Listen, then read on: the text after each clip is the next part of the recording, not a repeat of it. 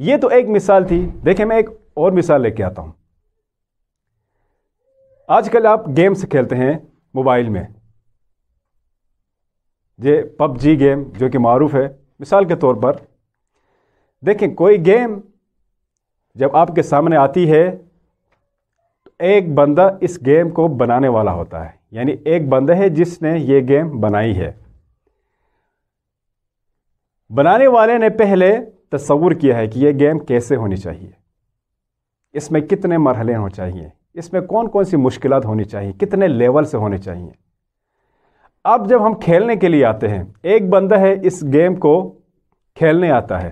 اب دیکھیں جو کھیلنے والا ہے جب گیم کھیلنے لگتا ہے تو اس کے سامنے بہت سارے راستے ہوتے ہیں, بہت سارے لیول سے بھی ہوتے ہیں, بہت سارے راستے ہوتے ہیں. مثلا ایک لیول میں آپ نے دیکھا کہ 4-5 راستے ہیں.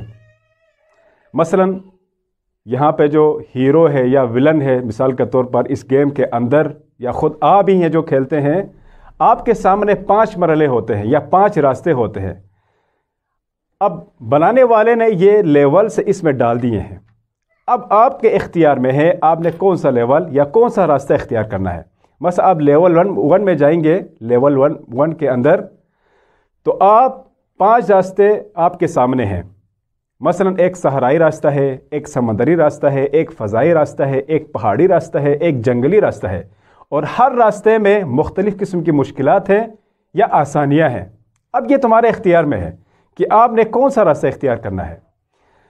بنانے والے نے کہہ دیا کہ اگر آپ پہاڑی راستہ اختیار کریں گے تو اس میں یہ مشکلات ہیں, آپ اگر سمندری راستہ اختیار کریں گے تو اس میں یہ مشکلات ہیں, آپ اگر فضائی راستہ اختیار کریں گے تو اس میں یہ چیزیں ہیں, اگر آپ صحرائی راستہ اختیار کریں گے تو اس میں یہ ساری چیزیں ہیں. دیکھیں اختیار آپ کے ہاتھ میں ہے, تو آپ ان میں سے کسی ایک راستے کو اختیار کر لیتے ہیں. جو راستہ اختیار کریں گے وہی آپ کا مقدر ہے. یعنی آپ نے اپنے اختیار سے, اپنے ارادے سے ایک راستے کو منتخب کیا, اور بنانے والے نے یہ ساری چیزیں بتا دی اس راستے کی خصوصیات کیا ہے, ہر راستے کی خصوصیات کیا ہے, اور آپ نے اپنا راستہ جو ہے خود ہی اختیار کر لیا. دیکھیں ایک بنانے والا ہے, یعنی اس گیم کا ایک وجود ذہنی تھا, پھر اس کو گیم کی شکل میں ڈال دیا. اب وجود عینی اور خارجی میں ہم کھیل رہے ہوتے ہیں. اب یہ بہت سارے راستے ہمارے سامنے ہیں. خدا نے جب انسان کو بنایا, یہ ساری چیزیں جب خلق کی تو ہر چیز کے لیے ایک راستہ دکھایا, ہر چیز کے لیے ایک مقدار معین کی ہے. اب انسان کا وجود ہی لے لیں, جب ہمیں خلق کیا تو میرے خلق ہونے سے پہلے بھی کچھ خصوصیات معین تھیں. جب میں وجود میں آ گیا, جب میں خلق ہو گیا, تو اب یہ جو عالم اسباب ہے, میرا وجود اور وہ خصوصیات عالم اسباب میں ان وسائل و اسباب کے تابع ہے کہ میں کس راستے پر چلتا ہوں, کون سا راستہ اپناتا ہوں, کون سے وسائل اپنے لیے مہیا کرتا ہوں یا کون سے وسائل مہیا نہیں کرتا. اگر میں کامیاب ہو گیا کہ یہ ساری چیزیں, یہ اسباب, یہ وسائل, یہ علل مہیا کر سکوں, تو میں جو خصوصیات خداوند متعال نے بتائی تھی ان کے مطابق میں چلوں گا. اگر ان میں کمی آ گئی تو اس کا مطلب یہ ہے کہ میرے وسائل کمزور ہو گئے ہیں, اسباب مہیا نہیں ہیں. یہ مثال تھی قضاء و قدر علمی اور قضاء و قدر عینی کو سمجھنے کے لیے. تو جو ٹکراؤ ہے اس کے درمیان, تقدیر اور اختیار انسان کے درمیان, یہاں سے یہ ٹکراؤ ختم ہوتا ہے, جس کا خلاصہ یہ ہے کہ قضاء و قدر علمی کا تعلق وجود ذہنی اور وجود عقلی سے ہے, اور وہ اپنی جگہ باقی ہے. اور قضاء قدر عینی اس کا تعلق وجود خارجی سے ہے, اور یہ وجود خارجی ہمیشہ وسائل, اسباب, علل اور شرائط کے تابع ہے. جس قدر وسائل مہیا ہوں گے, اسباب مہیا ہوں گے, علل, شرائط مہیا ہوں گی, اس قدر آپ مذکورہ خصوصیات کے مطابق چلیں گے. ان میں کمی بیشی خصوصیات میں کمی و بیشی کا سبب بنیں گی. اب آتے ہیں تیسرے سوال کی طرف کہ تقدیر سے کن لوگوں نے غلط استفادہ کیا. یعنی تقدیر کا مسئلہ جو تھا وہ کس کے دور میں اٹھا یا کن لوگوں نے اس سے غلط استعمال کیا۔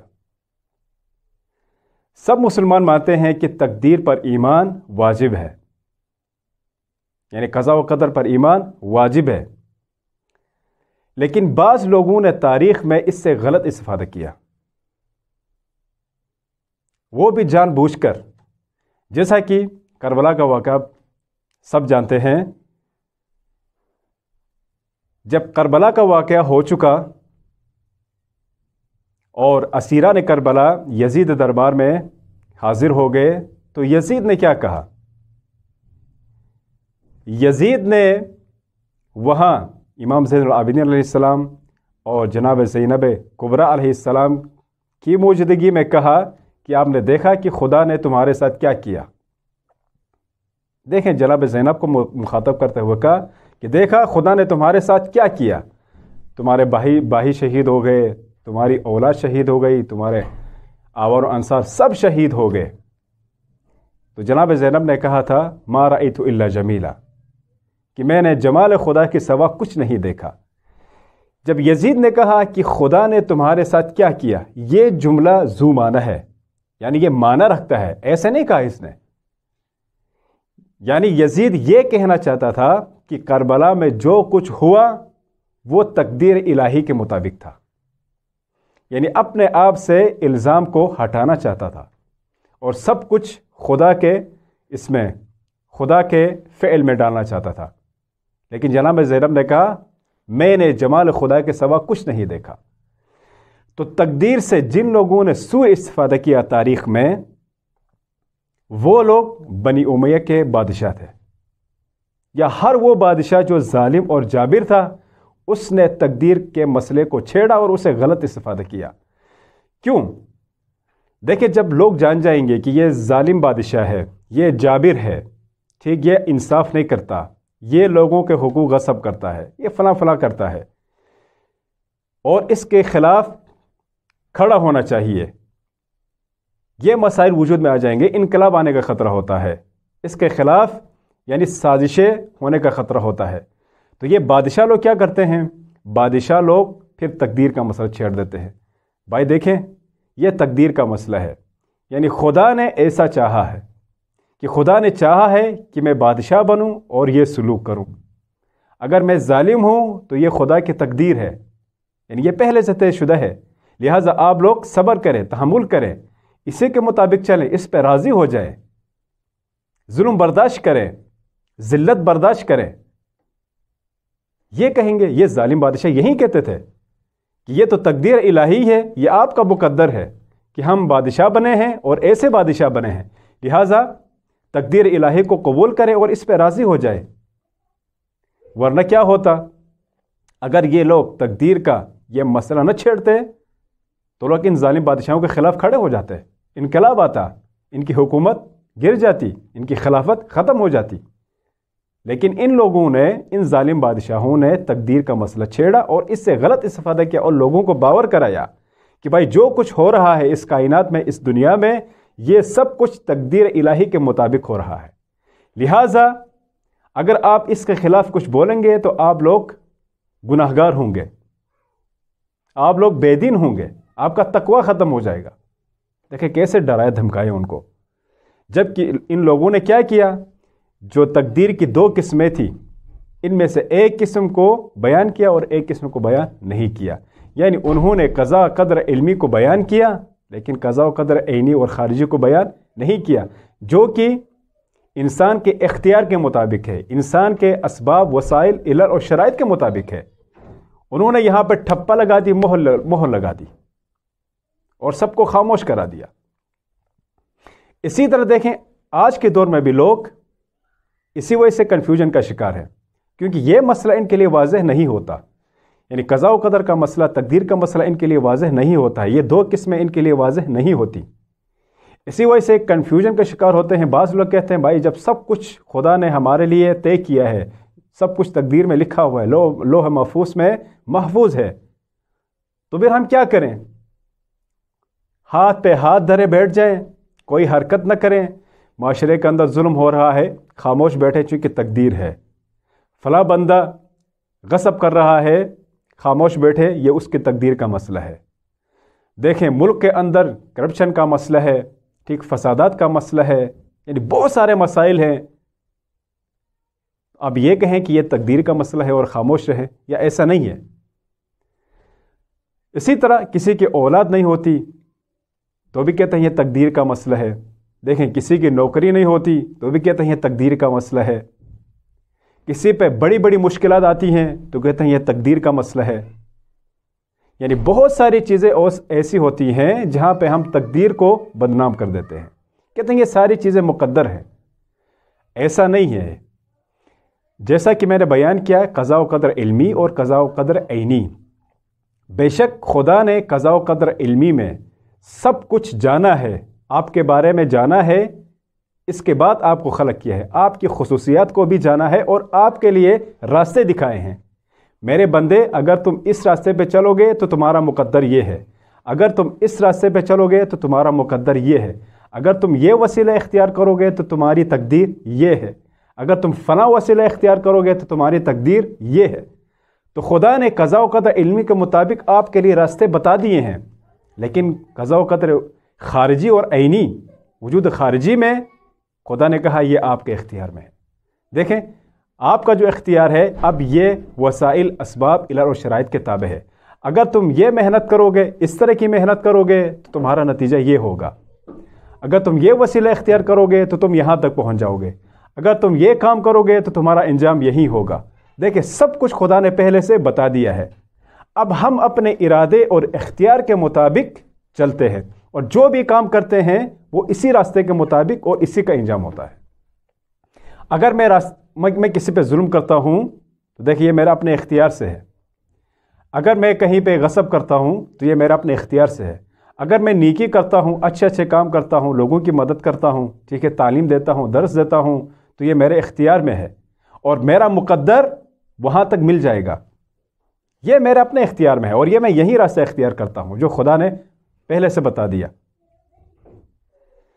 اسی طرح جو لوگ مثلا نوکری نہیں کرتے، کام نہیں کرتے، سست رہتے ہیں ہمیشہ اور تقدیر کو بدنام کرتے ہیں کہ بھائی تقدیر میں جب نوکری نہیں ہے، تقدیر میں جب رزق نہیں ہے تو ہم کیوں کوشش کریں، بیٹھے رہیں ہاتھ پہ ہاتھ دھرے۔ یہ سوچ فکر غلط ہے، یہ سستی ہے، یہ شیطانی خیالات ہے۔ خدا نے آپ کو اختیار دیا ہے، آپ عالم اسباب میں ہیں اور یہاں پہ ہر چیز اسباب اور علل کے تابع ہے، لہٰذا تقدیر کو بدنام نہیں کرنا بلکہ اسباب اور وسائل کے پیچھے جانا ہے۔ جو وسیلے اختیار کریں گے، جو اسباب اختیار کریں گے، وہ آپ کو آپ کے مقدر تک لے کے جائے گا۔ دیکھیں اس حوالے سے میں قرآن کی چند آیات بیان کرتا ہوں۔ انسان آزاد ہے، مختار ہے۔ خداوند متعال نے فرمایا، بسم اللہ الرحمن الرحیم، سورہ نجم میں، لیس للانسان الا ما سعی، انسان کے لیے وہی ہے جس کی خاطر یہ کوشش کرتا ہے، یعنی جس چیز کے لیے انسان کوشش کرتا ہے وہ اسے مل جاتی ہے۔ البتہ یہ چیز بھی اسباب اور وسائل کے تابع ہے۔ اب اگر آپ صحیح وسائل مہیا کریں گے، صحیح اسباب مہیا کریں گے، تو جس چیز کی خاطر آپ کوشش کریں گے، جس چیز کے لیے آپ کوشش کریں گے، تو وہ چیز آپ کو مل جائے گی۔ اسی وجہ سے یہ قانون ہے، لیس للانسان الا ما سعی، انسان جس چیز کے لیے کوشش کرتا ہے وہ اسی کے لیے ہے، یعنی وہ اسے حاصل ہوتی ہے، لیکن اس شرط کے ساتھ وہ اس چیز کو حاصل کرنے کے لیے صحیح وسائل، صحیح اسباب، صحیح علل اور صحیح شرائط کا انتخاب کرے، کیونکہ یہ عالم اسباب ہے۔ ایک اور آیت میں فرمایا سورہ رعد میں، ان اللہ لا یغیر ما بقوم حتی یغیروا ما بانفسہم، دیکھیں خدا کسی قوم کی حالت اس وقت تک نہیں بدلتا جب تک یہ قوم اپنی حالت بدلنے کے لیے کوشش نہیں کرتی۔ یعنی اپنی حالت بدلنا یہ خود اس قوم کے اختیار میں ہے، یہ تقدیر میں لکھی ہوئی چیز نہیں ہے، یعنی تقدیر عینی میں اپنی حالت بدلنا خود ہمارے اختیار میں ہے۔ کیسے؟ حالت بدلنے کے لیے ہمیں اسباب اور وسائل فراہم کرنا ہوں گے، اور اسباب اور وسائل کے بغیر ہماری حالت تبدیل نہیں ہو سکتی۔ معاشرے کے اندر ظلم ہو رہا ہے، ناانصافی ہو رہی ہے، اب اس کو ختم کرنے کے لیے صرف نعرے بازی نہیں، اسباب اور وسائل فراہم کرنے کی ضرورت ہے۔ اب اسباب اور وسائل اور علل اور شرائط مہیا کیے بغیر ہزاروں نعرے لگائیں، کوئی فائدہ ہونے والا نہیں ہے۔ لہٰذا دیکھیں یہ عالم اسباب ہے، بار بار کہہ رہا ہوں کہ یہ عالم اسباب ہے اور اس میں ہم اسی قانون کے تابع ہیں۔